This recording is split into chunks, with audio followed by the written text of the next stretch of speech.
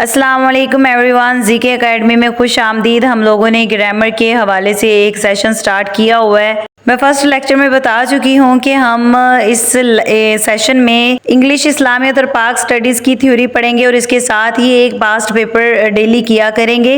इसके साथ साथ हम करंट अफेयर्स को भी साथ लेकर चलेंगे। इंग्लिश ग्रामर की बात करें तो बच्चों आज हम पार्ट्स ऑफ स्पीच पढ़ेंगे। पहले लेक्चर में जो हमारा लेक्चर नंबर 1 था उसमें हम काइंड्स ऑफ सेंटेंसेस कर चुके हैं। अगर कोई स्टूडेंट जिसने अभी तक वो वीडियो नहीं देखी वो लाजमी देखे ताकि वो बेसिक ग्रामर से अपना स्टार्ट ले सकें। अगर पार्ट्स ऑफ स्पीच को इंग्लिश ग्रामर की बैकबोन कहा जाए तो ये बेजाना होगा। There are 8 parts of speech: noun, pronoun, verb, adjective, adverb, preposition, conjunction, interjection. और ये पार्ट्स ऑफ स्पीच आपकी फिंगर टिप्स पे होने चाहिए। अब क्वेश्चन ये है कि what is a noun. Friends, आप जानते हैं कि हमारी पूरी यूनिवर्स है और इसमें बहुत सारी चीजें हैं और हर चीज का कोई ना कोई नाम होता है। उसी नाम को नाउन कहते हैं। अगर हम इसकी डेफिनेशन पे जाएं तो a noun is the name of a person, place, thing, idea or feeling. It answers the questions what, who, where. किसी भी शख्स, चीज, जगह के नाम को नाउन कहते हैं और इसमें हम व्हाट, हु, वेयर जैसे क्वेश्चंस का आंसर करते हैं। जैसे अगर आप एग्जांपल्स का एनालिसिस करें तो अली इज रीडिंग पर्सन, यानी कि यहाँ पे अली की बात हो रही है और अली एक पर्सन है। I live in Pakistan, place की बात हो रही है तो जो पाकिस्तान है ये एक प्लेस है। शी बॉट अ बुक, तो थिंग है यानी कि यहाँ पे बुक की बात हो रही है। Honesty is the best policy, अब यहाँ पे ऑनेस्टी है तो ये आइडिया है। हैप्पीनेस इज नेसेसरी, हैप्पीनेस क्या है? हैप्पीनेस एक फीलिंग है जो कोई भी इंसान, हैवान, कोई भी है जानदार वो फील करता है। So here Ali, Pakistan, book, honesty and happiness is kinds of noun. अगर आप मुझसे पूछें कि आपकी कहाँ से बिलोंग करती हैं और मैं कह दूं सिटी से, तो डेफिनेटली आप लोग अंडरस्टैंड नहीं कर पाओगे कि बेसिकली मैं कहाँ से बिलोंग करती हूँ, क्योंकि there are numerous cities in Pakistan. अगर आप मुझसे पूछें इसी तरह से कि नहीं प्लीज स्पेसिफिकली आप नाम लेना किस सिटी से बिलोंग करती हूँ, तो मैं आपको बताऊँ मैं साहिवाल से हूँ या गुजरांवाला से हूँ या मुल्तान से हूँ, तो आपको समझ आ जाएगा अच्छा आप उस सिटी से बिलोंग करती हैं। तो गाइज बेसिकली यही डिफरेंस है कॉमन एंड प्रॉपर नाउन में। इसी तरह कुछ क्लास फेलोज हैं और वो आपस में गॉसिप कर रही हैं किसी थर्ड पर्सन के हवाले से, और वो कहती हैं कि हम दूसरी क्लास में गई, वहाँ एक लड़की आई हुई है, बहुत प्यारी है, बहुत इंटेलिजेंट है, टीचर की तो वो आती आंख का तारा बनी हुई है। तो अब वो लड़की से कुछ समझ नहीं आएगी कि कौन सी लड़की, अगर वहीं पे उसका नाम ले लिया जाए कि वो उस क्लास में हिना आई है, न्यू है, बहुत इंटेलिजेंट है। अब यहाँ पे हिना एक स्पेसिफिकली एक पर्सन का एक ख़ास नाम हो गया है, एक पर्टिकुलर नाम हो गया है। तो यहाँ पे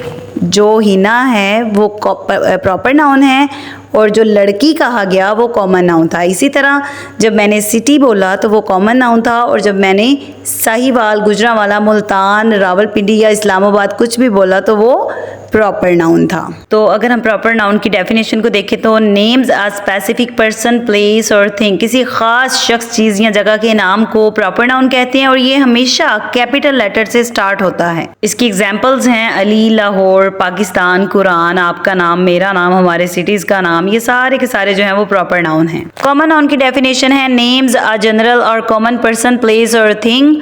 और इसकी एग्जांपल्स हैं बॉय, सिटी, कंट्री, बुक। क्या मतलब कि किसी भी आम शख्स, चीज़ या जगह के नाम को कॉमन नाउन कहते हैं और हाँ, इसके लिए कैपिटल लेटर यूज़ नहीं करते स्टार्ट में। नेक्स्ट है collective noun, names a group of people, animals और थिंग्स। क्या मतलब कि बहुत सारे लोगों को मिलाकर उनका सिर्फ एक ही नाम रख दिया जाए। जैसे एग्जांपल ले लेते हैं, हम कहते हैं क्राउड, हजूम।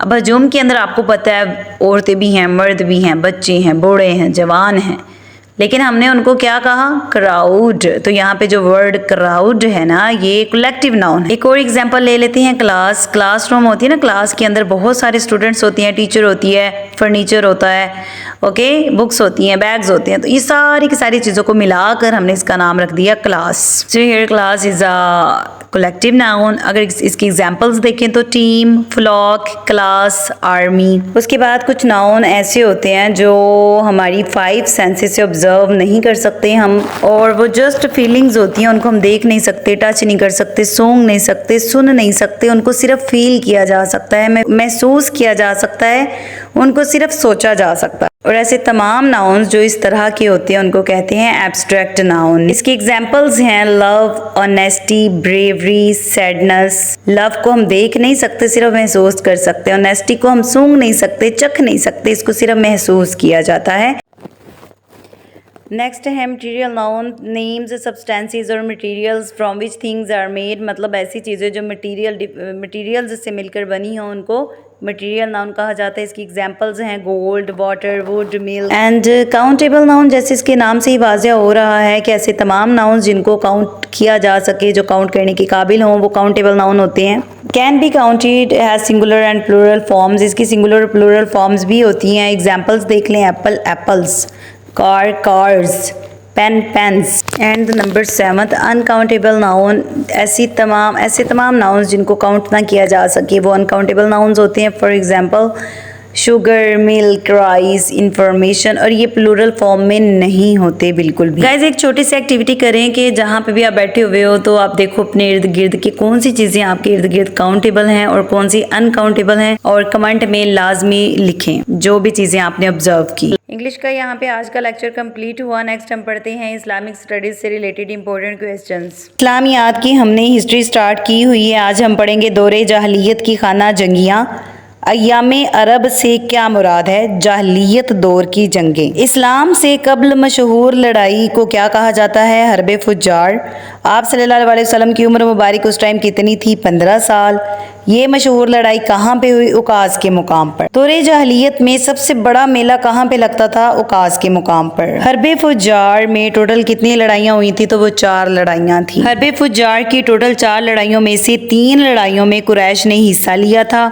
हर्ब फुज्जार कुरैश ने बनु हवाजन, बनु कनाना और बनु कैस के खिलाफ लड़ी, और हर्ब कैस लड़ाई अब्बस और ज़ीबान कबीलों के दरमियान हुई थी। इस लड़ाई की वजह क्या थी? महज एक घोड़ा दौड़। क्वेश्चन ऐसे पूछा जाएगा कि अरब 4 महीनों में लड़ाई हराम समझते थे, वो कौन कौन से महीने थे? तो उसका आंसर है मुहर्रम, रजब, ज़ीक़द और ज़िलहज। नेक्स्ट है जी मुआहदा हल्फुल फजूल। पहला हल्फुल फजूल मुआहदा आप सल्लल्लाहु अलैहि वसल्लम की पैदाइश से कब्ल हुआ था, जबकि दूसरा हल्फुल फजूल का मुआहदा अब्दुल्ला बिन जदआन के घर हुआ। इस वक्त आपकी उम्र मुबारक 20 साल थी। ये नेक्स्ट क्वेश्चन तो बहुत फेमस है। यमन के बादशाह अब्राहा ने खाना काबा पर 570 ईस्वी में हमला किया, जिसका जिक्र सूरत फील में भी है। आप सल्लल्लाहु अलैहि वसल्लम हज़रत इस्माइल की औलाद में से हैं और हज़रत इब्राहीम अलैहिस्सलाम तक आपका शजरा नस्ब 62वीं पुश्त पर जाकर मिलता है।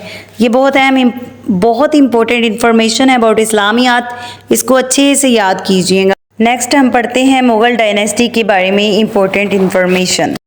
लास्ट टाइम हमने पढ़ा कि सबसे पहले मुग़ल डायनेस्टी की बुनियाद रखने वाला जो पर्सन था वो बाबर था। उसके बाद बाबर का बेटा हुमायूं 1530 to 1540 इसका हुकूमत का दौरानिया था। ये बाबर का बेटा है, हिंदुस्तान का दूसरा बादशाह बना। हुमायूं जो है ये बड़ा मजहबी इंसान था। हुमायूं ने लाइब्रेरियाँ बनवाई और इनकी मशहूर लाइब्रेरी का नाम है शेर मंडल लाइब्रेरी। ये वही लाइब्रेरी है जिसमें से बाद में हुमायूं गिरकर मर भी गया था। हुमायूं के दौर में शेर शाह सूरी उभरा, जो कि हुमायूं के साथ बहुत सारी जंगें लड़ता रहा। ये बाबर का जर्नेल था। ससराम जो कि बांग्लादेश का इलाका है, वहाँ का रिहायशी था। शेर शाह सूरी हुमायूं हुकूमत पर हमला करता है। इस बैटल का नाम था डेबरा, जो कि 1531 में लड़ी गई शेर शाह सूरी और हुमायूं के दरमियान। 1539 में हुमायूं शेर शाह सूरी पर हमला कर देता है। शेर शाह सूरी अपना इलाका छोड़कर हुमायूं की फौज के पीछे से आकर रसद की सप्लाई काट देता, जिसकी वजह से ये जंग बिना किसी हार जीत के ख़त्म हो जाती है।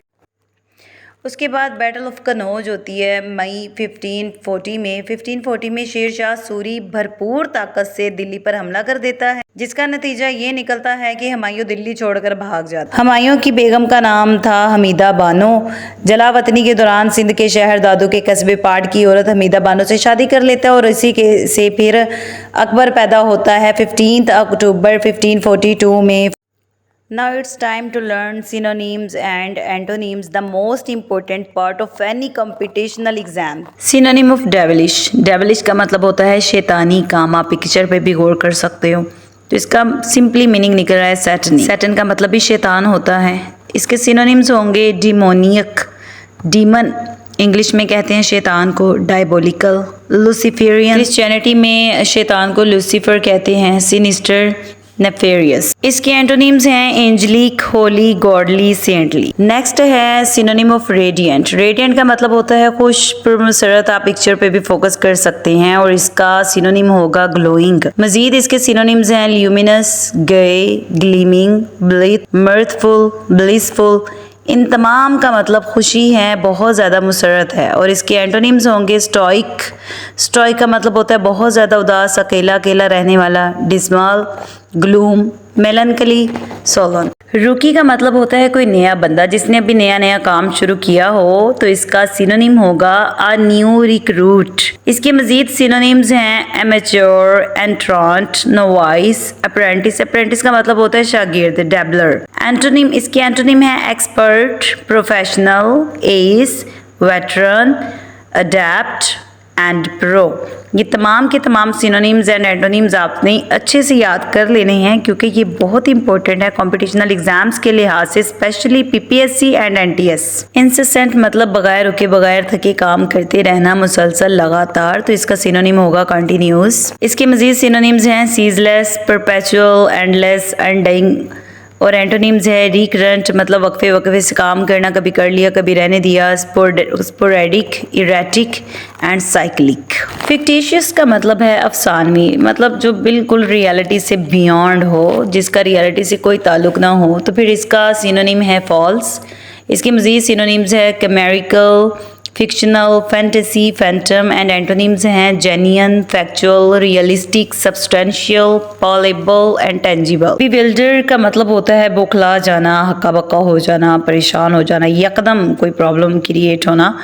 तो इसका सिनोनिम है कंफ्यूज। इसके मजीद सिनोनिम्स हैं addle, baffle, befog, gravel, discombobulate, perplex और मडल। और एंटोनिम है enlighten, satisfy, assure. Dear students, video पसंद आई हो तो लाइक करें और शेयर करें अपने फ्रेंड्स के साथ। चैनल को सब्सक्राइब करें।